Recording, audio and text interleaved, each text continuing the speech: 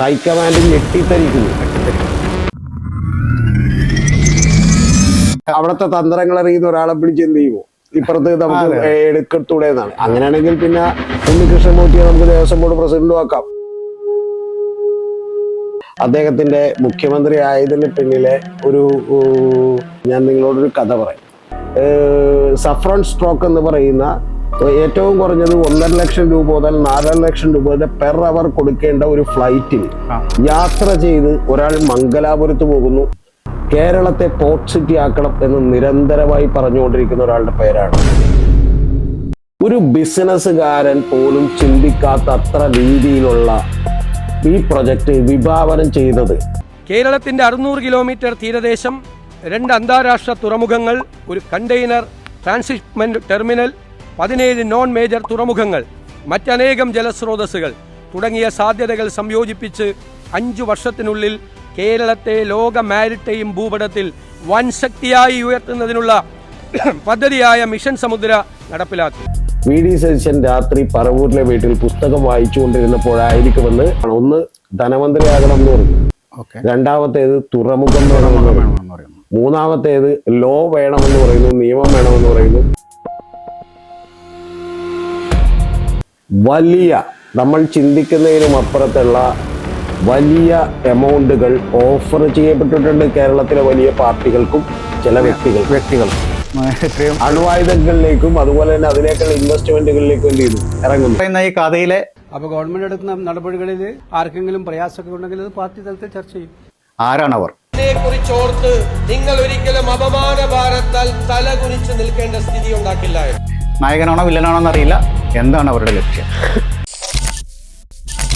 നമ്മുടെ ഈ ചാനലിൽ ഏറ്റവും ആദ്യം ഇട്ടിട്ടുള്ള ഒരു പോഡ്കാസ്റ്റ് നിങ്ങൾ വളരെയധികം നന്നായി സ്വീകരിച്ചു എന്നറിയുന്നതിൽ എനിക്ക് വലിയ സന്തോഷമുണ്ട്. ഈ ചാനലിന്റെ പേര് തന്നെ പൊതുബോധങ്ങൾക്കും അപ്പുറം രതീഷ് ചക്രപാണിയോടൊപ്പം എന്നാണ്. ഇംഗ്ലീഷിൽ അതിന് നമുക്ക് ബിയോണ്ട് കോമൺ കോൺഷ്യസ്നസ് വിത്ത് രതീഷ് ചക്രപാണി എന്നാണ്, BCC വിത്ത് രതീഷ് ചക്രപാണി എന്നാണ്.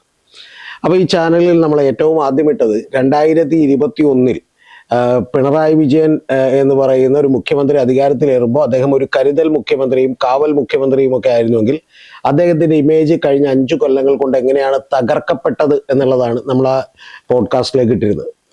ഇന്ന് നമ്മളൊരു പുതിയ പോഡ്കാസ്റ്റുമായി വരികയാണ്. ആ പുതിയ പോഡ്കാസ്റ്റിൽ ഏറ്റവും പ്രധാനപ്പെട്ട കാര്യം വി ഡി സതീശൻ എന്ന് പറയുന്ന മുഖ്യമന്ത്രി എങ്ങനെ കേരളത്തിന്റെ മുഖ്യമന്ത്രി ആയിരുന്നെന്നും അദ്ദേഹം ആരുടെയൊക്കെ താല്പര്യങ്ങളാണ് സംരക്ഷിക്കാൻ ശ്രമിക്കുന്നതെന്നുമാണ് നമ്മൾ ഈ പോഡ്കാസ്റ്റിൽ ഡിസ്കസ് ചെയ്യുന്നത്.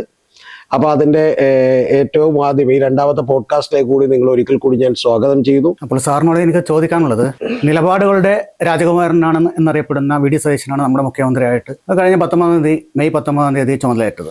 അതിനുശേഷം അദ്ദേഹം ആ നിലപാടുകളിൽ നിന്ന് മാറുന്ന കാഴ്ചയാണ് നമ്മൾ കേരളം കണ്ടത്.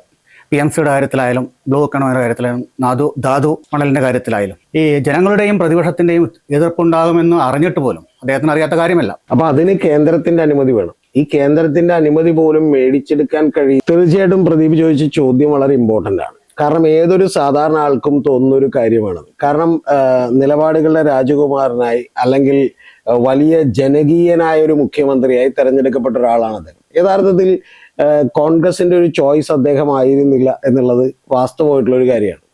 പക്ഷെ പിന്നീട് അതിനുശേഷം അദ്ദേഹത്തിലേക്ക് എത്തിപ്പെടാൻ നിർബന്ധിതമാക്കുന്ന ചില സാഹചര്യങ്ങളുണ്ട്. ആ സാഹചര്യങ്ങൾ അറിഞ്ഞാൽ മാത്രമേ, അല്ലെങ്കിൽ ആരായിരുന്നു അതിന്റെ പിന്നിൽ എന്ന് കൃത്യമായി അറിഞ്ഞാൽ മാത്രമേ നമുക്ക് ഈ ചോദ്യത്തിന് ഉത്തരം കണ്ടെത്താൻ കഴിയൂ. കാരണം ഇവിടെയുള്ള ജനങ്ങളൊക്കെ വിചാരിച്ചിരുന്നത് പോലെ ജനങ്ങൾ അങ്ങോട്ട് മുഖ്യമന്ത്രിയാക്കിയ ഒരാളാണ്. അപ്പൊ ജനങ്ങളുടെ ഹിതത്തിനനുസരിച്ച് പ്രവർത്തിക്കുമെന്ന് പറയുന്ന ഒരാൾ വലിയൊരു ചോദ്യമാണല്ലോ. അതായത് എന്തുകൊണ്ടാണ് അദ്ദേഹത്തിന് ഒരു മാസത്തിനൊക്കെ ഏതാണ്ട് 35 ദിവസം കഴിയുമ്പോൾ അദ്ദേഹം നടത്തിയിട്ടുള്ള പ്രവർത്തനങ്ങൾ നമ്മളൊന്ന് എടുത്തു നോക്കിയാൽ, ഇപ്പൊ ഏറ്റവും ഒന്നാമത്തേതെന്ന് പറയുന്നത് നമുക്കറിയാം, മറ്റേ ഒരു ഗവൺമെന്റ് ദേവസ്വം ബോർഡിന്റെ സ്പെഷ്യൽ പ്ലീഡറെ നിയമിച്ചു. ആ നിയമിച്ചതിൽ അദ്ദേഹത്തിന് പിന്തിരിഞ്ഞോടേണ്ടി വന്നു. കാരണം അദ്ദേഹം സ്മാർട്ട് ക്രിയേഷൻസ് എന്ന് പറയുന്ന ശബരിമല സ്വർണ്ണക്കൊള്ള നടത്തിയിട്ടുള്ള അല്ലെങ്കിൽ അങ്ങനെ ആരോപണമുള്ള അവരുടെ തന്നെ പങ്കജ് ഭണ്ഡാരിയുടെ ഒക്കെ അഡ്വക്കേറ്റ് ആയിരുന്നു. ആ അഡ്വക്കേറ്റിനെ തന്നെ എന്ത് പിടിച്ചേൽപ്പിച്ചു. യഥാർത്ഥത്തിൽ അതിനുശേഷം കെ മുരളീധരൻ പറഞ്ഞ വാചകം നിങ്ങൾക്ക് ഓർമ്മയുണ്ടാവും. കാരണം അദ്ദേഹം പറഞ്ഞത് അവിടുത്തെ തന്ത്രങ്ങൾ അറിയുന്ന ഒരാളെ പിടിച്ച് എന്ത് ചെയ്യുമോ ഇപ്പുറത്ത് നമുക്ക് എടുക്കത്തൂടെ എന്നാണ്. അങ്ങനെയാണെങ്കിൽ പിന്നെ ഉണ്ണികൃഷ്ണൻ പോറ്റിയെ നമുക്ക് ദേവസ്വം ബോർഡ് പ്രസിഡന്റും ആക്കാം എന്നുള്ള ലോജിക്ക് വെക്കാം. അപ്പൊ അത്തരത്തിൽ അവിടെ മുതൽ ഇങ്ങോട്ട് തുടങ്ങി നിരവധി കാര്യങ്ങളിൽ അദ്ദേഹം പുറകോട്ട് പോയി എന്നുള്ളത് നമുക്ക് കാണാൻ കഴിയുന്ന ഒരു കാര്യമാണ്. അതിൽ ഏറ്റവും പ്രധാനപ്പെട്ടത് എന്ന് പറയുന്നത് അത് ജനം ഇപ്പോഴും ചർച്ച ചെയ്തിട്ടില്ല എന്നാണ് ഞാൻ വിചാരിക്കുന്നത്. കാരണം 400 കോടി രൂപയുടെ ഒരു മിഷൻ സമുദ്ര പ്രൊജക്ട് അദ്ദേഹം ബഡ്ജറ്റിൽ പ്രഖ്യാപിച്ചിട്ടുണ്ട്. അതായത് ഏറ്റവും കൂടുതൽ പണം മുടക്കുന്ന ഒരു മിഷൻ സമുദ്ര പ്രൊജക്ട് എന്തിനാ അദ്ദേഹം പ്രഖ്യാപിച്ചു, എന്തുകൊണ്ടാണ് മുസ്ലിം ലീഗിന് അദ്ദേഹം പോലും എതിർക്കാൻ കഴിയാതെ PM ശ്രീ എന്ന് പറയുന്ന ഒരു പദ്ധതി നടപ്പാക്കും എന്ന് അദ്ദേഹത്തിന് ധൈര്യത്തോടെ പ്രഖ്യാപിക്കാൻ കഴിഞ്ഞത് ശരിക്കും പറഞ്ഞാൽ ഏറ്റവും വലിയൊരു അത്ഭുതമല്ലേ ഇത്. മുസ്ലിം ലീഗ് എന്ന് പറയുന്ന ഒരു പാർട്ടി അവിടെ ഉണ്ടാകുമ്പോൾ ഞങ്ങൾ ഇതുകൊണ്ട് അറബിക്കടലിൽ എറിയും, ചവറ്റുകൊട്ടയിൽ എറിയും എന്നൊക്കെ പ്രസംഗിച്ചൊരു മന്ത്രി KM ഷാജി അവിടെ ഉണ്ടാകുമ്പോൾ യഥാർത്ഥത്തിൽ ഷംസുദ്ദീൻ എന്ന് പറയുന്ന മണ്ണാർക്കാട്ടിലെ MLA ആയിരുന്ന ഒരാൾ വിദ്യാഭ്യാസ വകുപ്പ് മന്ത്രിയായിരിക്കുമ്പോൾ എങ്ങനെയാണ് PM ശ്രീ നടപ്പാക്കപ്പെടുക, അല്ലെങ്കിൽ അത് പറയാൻ സതീശൻ എങ്ങനെയാണ് ധൈര്യം കിട്ടിയത് എന്നുള്ളത് ഒരു വലിയ ചോദ്യമാണ്. അപ്പൊ ആ ചോദ്യങ്ങൾക്കെല്ലാം ഉത്തരം കിട്ടണമെങ്കിൽ എന്ത് വേണമെന്നറിയാമോ പ്രദീപ്? ആദ്യമേ തന്നെ നമ്മൾ VD സതീശൻ എങ്ങനെയാണ് മുഖ്യമന്ത്രിയായത് എന്നറിയണം. ആ ഞെട്ടിക്കുന്ന കാര്യം പലർക്കുമൊക്കെ അറിയാൻ കഴിയുന്ന ഒരു കാര്യമാണ്. പക്ഷെ അതാരും തന്നെ തുറന്നങ്ങനെ പുറത്ത് പറയാത്തൊരു കാര്യമാണ്. അതാണ് അതിന്റെ പിന്നിലുള്ള കാര്യം. അതായത് VD സതീശന് ധൈര്യം കൊടുക്കുന്ന, ഒരു സപ്പോർട്ട് കൊടുക്കുന്ന ആരോ ഉണ്ട്. സ്വാഭാവികമായും അവർക്ക് എന്തെങ്കിലുമൊക്കെ ഒരു ലക്ഷ്യമുണ്ടാവും. അപ്പോൾ നമുക്ക് അറിയേണ്ടത് ഇതാണ്, ആരാണവർ, എന്താണ് അവരുടെ ലക്ഷ്യം.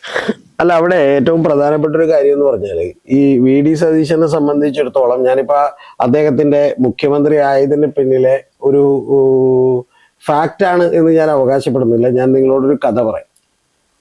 ഓക്കെ, ഞാൻ ഒരു കഥ പറയാം. കഥയായിട്ട് കേട്ടിരുന്നാൽ മതി. അതിൽ VD സതീശൻ അതുപോലെ അദാനി എന്നൊക്കെ പറയുന്ന കഥാപാത്രങ്ങൾ വരും. നിങ്ങൾ ആരും ഇത് സീരിയസ് ആയിട്ട് ഒറിജിനൽ കഥാപാത്രങ്ങളായിട്ട് എടുക്കണ്ട. ഞാൻ സാധാരണ സിനിമയിലൊക്കെ എഴുതി കാണിക്കുന്ന പോലെ ഇത് സാമ്യം തോന്നിയാൽ യാദൃശ്ചികം എന്നുള്ളത് കരുതിയാണ്. ചില പാർട്ടികളുടെ പേരും ഒക്കെ പറയും, അവരും ഒഫൻഡഡ് ആവണ്ട, പക്ഷെ ഇത് തികച്ചും യാദൃശ്ചികമാണ് എന്നുള്ള നിലക്ക് എടുത്താൽ മതി. ഞാൻ ഏറ്റവും ആദ്യം നിങ്ങളോട് പറയാം, ഇവിടെ AICCയുടെ ചോയ്സ് ആരായിരുന്നു എന്ന് ചോദിച്ചാൽ അത് കൃത്യമായിട്ട് KC വേണുഗോപാലായിരുന്നു എന്ന് മാത്രമല്ല, ഇവിടെ പാർലമെന്ററി പാർട്ടിയിൽ വലിയ ഭൂരിപക്ഷമുള്ളത് ആർക്കാണ് എന്ന് ചോദിച്ചാൽ ഒരു സംശയവുമില്ല, അൺഡൗട്ടഡ്ലി അതും KC വേണുഗോപാലായിരുന്നു. അപ്പൊ 47-50ഓളം വരുന്ന MLA മാരുടെ പിന്തുണ, പിന്നെ കൂടാതെ നിങ്ങൾ അറിയേണ്ടത് ഈ പറയുന്ന AICCയുടെ വലിയ പിന്തുണ, KPCC എന്ന് പറയുന്ന ഒരു പാർട്ടിയുടെ, അതായത് കേരള പ്രദേശ് കോൺഗ്രസ് പാർട്ടിയുടെ പൂർണ്ണ പിന്തുണ. അപ്പൊ ഇത്രയും കാര്യങ്ങളെല്ലാം ഉണ്ടായിട്ട് എന്ന് പറഞ്ഞാൽ നമുക്കറിയാലോ, ഇപ്പൊ സണ്ണി ജോസഫ് സാറാണ് അതിന്റെ പ്രസിഡന്റ് ആയിട്ടിരിക്കുന്നത്, വൈസ് പ്രസിഡന്റ് ആയിട്ടിരിക്കുന്നവരെല്ലാം അദ്ദേഹം അപ്പോയിന്റ് ചെയ്തതാണ്. യൂത്ത് കോൺഗ്രസിൽ OJ ജനേഷ് അദ്ദേഹത്തിന്റെ നോമിനിയാണ്. അപ്പൊ അങ്ങനെ പാർട്ടിയിൽ തന്നെ വലിയ സമഗ്രാധിപത്യമുള്ളവരാണ്. പക്ഷെ എന്നിട്ടും എന്തുകൊണ്ടാണ് അദ്ദേഹത്തിന് പിന്മാറേണ്ടി വന്നത് എന്ന് പറയുന്ന ഒരു കഥ നിങ്ങൾ ഏറ്റവും ആദ്യം അറിയണം. എന്നിട്ട് ഇതിന്റെ ഗുണങ്ങൾ എന്താണെന്ന് അറിയണം. അതിന്റെ പുറകിലേക്ക് ഞാൻ വരാം. ആ കഥ എന്താന്ന് വെച്ചിട്ടുണ്ടെങ്കിൽ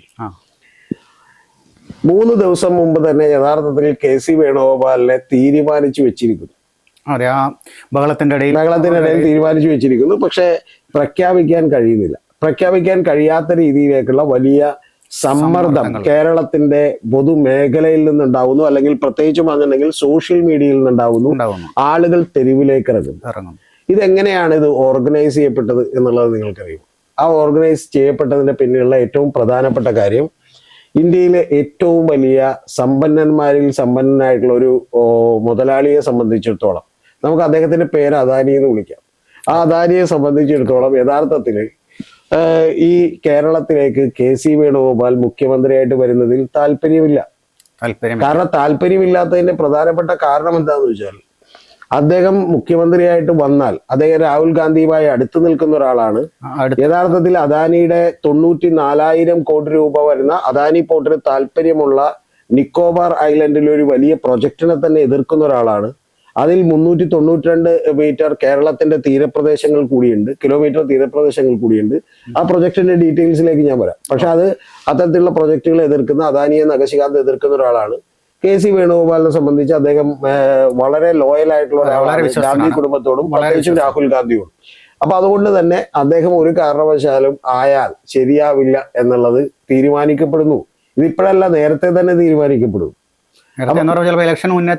ഇലക്ഷൻ മുന്നേ തന്നെ തീരുമാനിക്കപ്പെടുന്നു. കാരണം അങ്ങനെ പലപ്പോഴും നമ്മുടെയൊക്കെ ഒരു തീരുമാനം എന്താന്ന് വെച്ചിട്ടുണ്ടെങ്കിൽ, ആളുകളുടെ തെറ്റിദ്ധാരണ എന്ന് പറഞ്ഞാൽ രാഷ്ട്രീയ പാർട്ടികളാണ് ഇതൊക്കെ തീരുമാനിക്കുന്നതെന്നാണ്. അല്ല, പലപ്പോഴും നിങ്ങൾ അറിയേണ്ടത് കോർപ്പറേറ്റ് ബിസിനസ് രംഗത്തെ ഭീമന്മാരാണ് ഇത് തീരുമാനിക്കുന്നത്. നമ്മളിപ്പോൾ പാഠപുസ്തകത്തിൽ പഠിപ്പിക്കുന്നുണ്ടല്ലോ, ഭൂരിപക്ഷമുള്ള MLA-മാർ നേതാവിനെ. അല്ല, അതൊക്കെ ഞാൻ പറഞ്ഞ വെറുതെ പോളിസി പറയാതെ മാത്രമേ ഉള്ളൂ.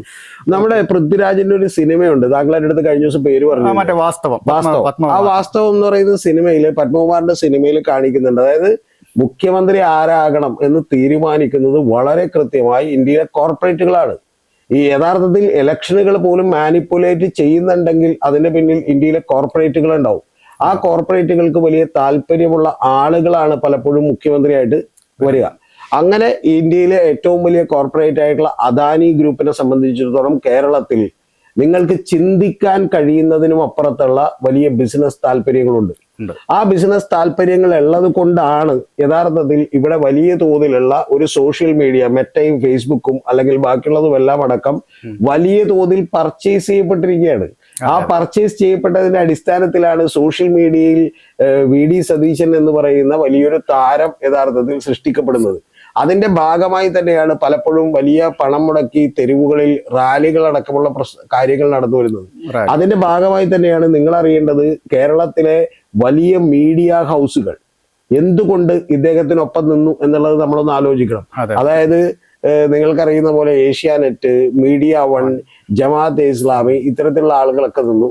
കൂടാതെ നിങ്ങളൊന്ന് ആലോചിച്ച് നോക്കണം, മുസ്ലിം ലീഗ് ചരിത്രത്തിൽ ഒരിക്കലുമില്ലാത്ത വിധം കട്ടക്ക് കൂടുന്നു. Watch the full podcast on the channel. BCC with Ratish Chakrapani.